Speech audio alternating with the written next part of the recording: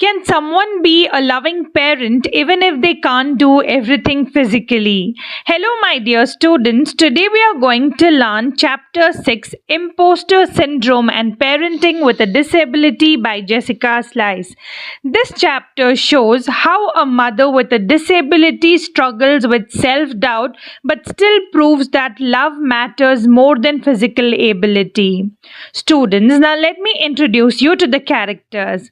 Jessica Slice, a disabled mother who feels like an imposter but deeply loves her child. The second character is Khalil, her energetic and loving son. The third character is David, her supportive husband. The fourth character is Sarah, her friend who also faced disability and understood her struggles. Students, now let's begin with the first part. Unexpected motherhood. Jessica becomes a mother suddenly when she finds out about her son just 12 hours before bringing him home. Even after becoming a mother, she sometimes feels like she does not truly belong in that role. Now let's move on to the second part, that is living with disability. She explains her medical condition, Ehlers-Danlos syndrome, which affects her body strength and daily functioning, making simple tasks difficult. Now let's move on to the third part, that is redefining parenting moments. Instead of active parenting, she spends quiet time playing simple games and cuddling with her son, showing love in her own way. Now let's move on to the fourth part, that is physical limitation in parenting. Her child is very energetic but she cannot physically manage him, so her husband helps. Now let's move on to the fifth part, that is missing daily activities. Jessica feels sad because she cannot do regular parenting tasks like feeding, dressing, or school drop off. Now let's move on to the next part, that is internalized ableism. She feels like she is not a real parent because society defines parenting by physical ability. Now let's move on to the seventh part of the lesson, that is early joyful bonding. In the early months, she felt confident because her baby needed mostly love, closeness, which she could provide. Now let's move on to the next part, that is growing child, growing challenges.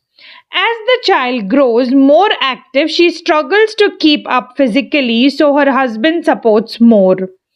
Now let's move on to the next part, that is adapting with technology. She starts using a power wheelchair to stay involved in her child's life, showing adaptation. Now let's move on to the next part, that is society's definition of motherhood. She feels hurt when society defines motherhood based on physical strength. Now let's move on to the next part, that is shared pain with friend. Her friend Sarah, who also had a disability, shared similar feelings about not being perfect mothers. Now let's move on to the next part of the lesson, that is true meaning of love. She realizes that love is not about physical ability but emotional connection and care. Even a simple hug can show deep love. Now let's move on to the next part, that is changing phases of parenting. She believes that as her child grows, their relationship will adapt and become easier in different ways. As we grow older, we rely more on communication than physical care. Now let's move on to the next part, that is emotional connection beyond presence. Even when she is not physically present, her child feels her love and connection. Students, now let's see what is the conclusion. Jessica Slice shows us that parenting is not about physical strength but emotional love and presence. Even with limitation, she proves that true motherhood comes from the heart. Students, now let's see what is the moral. Love and care matter more than physical ability. Students, if you like this explanation, don't forget to like, share, subscribe, comment for more easy and interesting lessons. Thank you, students. See you in the next class. Until then, bye.